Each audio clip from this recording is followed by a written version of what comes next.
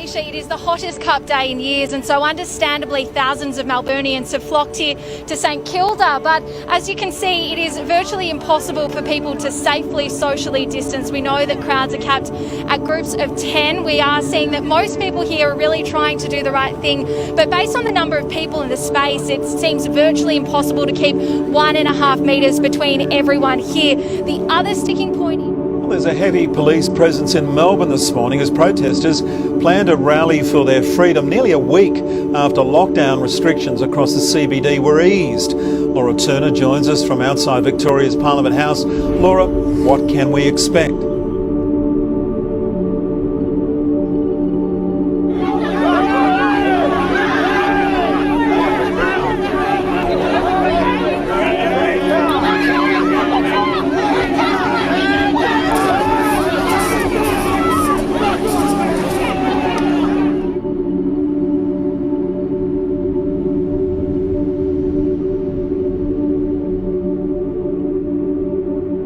Hey guys, Real Rukshan here, filing my report after the protest. As you can see, there is two different standards in Victoria in the way the police and the government treat people. You have all these people, thousands flocking to the beach, to the shopping centres, no social distancing, not wearing masks, doing whatever they like, and that is not enforced at all. There's no police presence. But the moment that these people have decided that they want to voice their concerns, voice their opinions, and discuss their freedoms and discuss their displeasure with the government, you have this mobilization of this kind of militarized police force who are completely disproportionate in terms of the way they're using force and the way that they are corralling people into situations where it's impossible to socially distance, keeping them entrapped in these like circles that they create, and then fining them, processing hundreds of fines. So if you go to the beach, okay, if you go to the shopping center, there's no one there to enforce anything, and you can do whatever you like. The government does not care if you spend money and if you go swimming and do leisurely things. But if you want to if you want to challenge the government, if you want to say anything about them, they will use the full force of the police against you.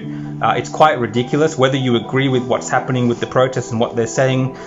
When you actually look at side by side what is happening in this state at the moment and how people are being treated, it is quite despicable and disgusting, especially because I've been in the middle of it and I've actually seen it in person, the disproportionate use of force by our police force against innocent Victorians who just have a difference of opinion. These people can go to the beach, these people can go to the shops, and they can do whatever they like, and no one will bat an eyelid in Victoria today.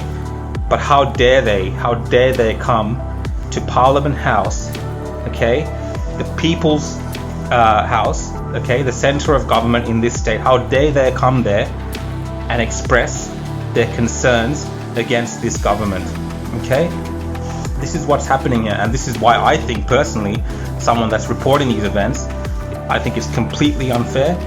The government is not even trying to assist these people to have these protests in a way that is safe with the regulations and rules.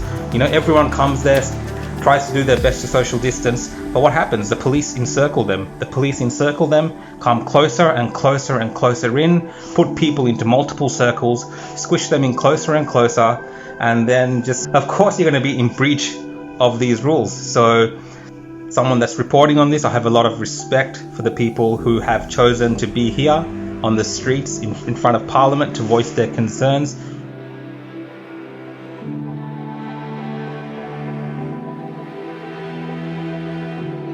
Media out, media out. All media out. But they're going to block you too. They're out. What a joke. All media out.